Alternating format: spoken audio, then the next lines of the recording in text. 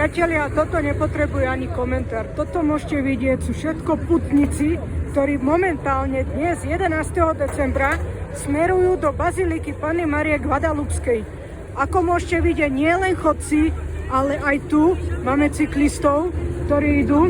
A tu pánko nesie obraz Panny Márie Guadalupskej.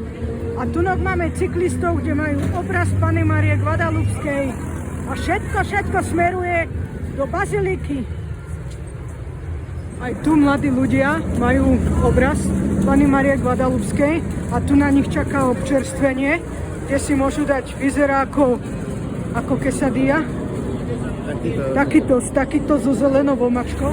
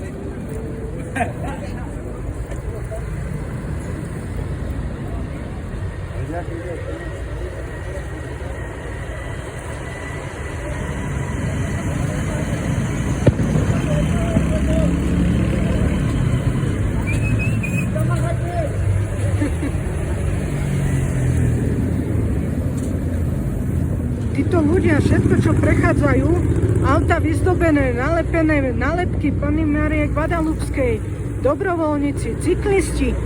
Za tú chvíľku, čo tu stojíme, tak v tomto množstve už preišlo neuveriteľné množstvo ľudí.